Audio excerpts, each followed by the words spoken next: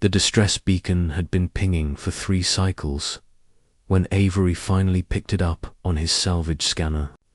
Out here in the Valerian expanse, distress signals were either gold mines or death traps, sometimes both. But credits were credits, and his ship, the Rust Bucket, needed fuel cells more than he needed caution. Another day. Another questionable life choice, Avery muttered. Punching in the coordinates. The derelict vessel materialized through the viewport like a ghost emerging from fog. It was massive, easily 10 times the size of any freighter he'd worked on, and its hull shimmered with an iridescent quality that seemed to shift colors as he approached. Definitely not human design.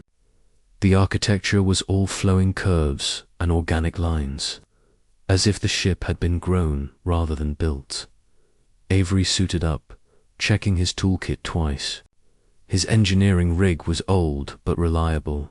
Plasma torch, nano welder, diagnostic scanner, and enough jury-rigged spare parts to make any corporation's safety inspector have a breakdown. He'd been repairing ships since he was 14, working his way up from station maintenance to independent contractor. 18 years of experience had taught him that every ship had a personality, and this one felt like it was watching him. The airlock cycled with a pneumatic hiss that sounded almost biological. The interior confirmed his suspicions. Definitely alien. The corridors pulsed with a soft, bioluminescent glow, and the walls had a texture that reminded him of Mother Vuv. His boots made no sound on the floor, as if the ship itself was absorbing the noise. "Okay. Let's find your engine room," Avery said to the empty corridor, his voice echoing strangely in the space. His scanner led him deeper into the vessel, through chambers that seemed designed for beings much larger than humans. The architecture suggested elegance and purpose. This was no cargo hauler. This was a royal ship, or something close to it. The engine room was breathtaking. Instead of the usual tangle of wires and metal, he found what looked like a massive crystalline heart, suspended in the center of the chamber by threads of light. It pulsed weakly, arrhythmic and dying.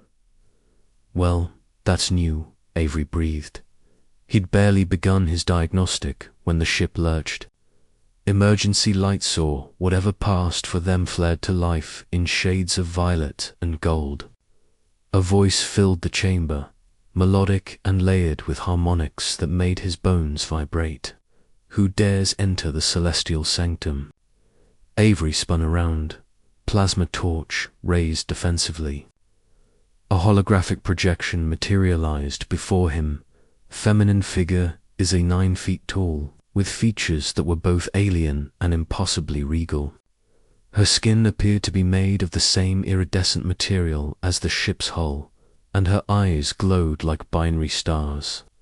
"I'm Avery," he said, lowering his torch slowly. "I'm a repair tech." "Your distress beacon." There was no distress beacon. His scanner. He checked it quickly, and his stomach dropped. The beacon was a lure, a sophisticated trap that had mimicked a standard SOS. He'd walked right into it. "You are human," the figure said, her voice carrying surprise. "How curious. I am Queen Zephoria of the Luminari Empire. My ship was damaged in an ambush by the Krell Consortium. My crew did not survive." Avery's mind raced. The Luminari were legends in ancient civilization that had supposedly vanished centuries ago. If even half the stories were true, this queen could disintegrate him with a thought. "I can help," he said quickly. "Your engine, your heart, whatever it is, it's dying. But I might be able to stabilize it." The queen's projection studied him with those blazing eyes. "Why would you help me?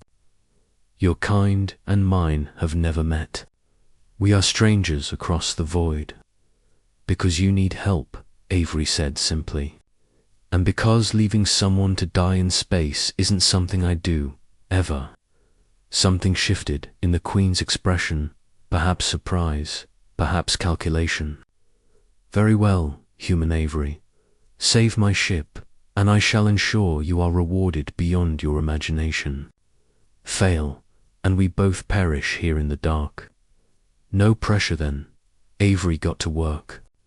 The crystalline heart was unlike anything he'd encountered, but engineering was engineering. Energy had to flow, systems had to balance, and damage had to be isolated and repaired. He adapted his equipment, using his nanowelder to carefully mend the hairline fractures in the crystal structure. Hours bled together. The Queen's projection watched silently, occasionally offering information about her ship's biomechanical systems. Avery learned that the Luminari didn't build ships, they cultivated them, growing vessels from seed crystals over decades. This ship, the Eternal Radiance, was 400 years old and bonded to Zephoria herself. There, Avery finally said, exhaustion making his voice rough. Try it now. The crystalline heart pulsed once, twice, then settled into a steady rhythm.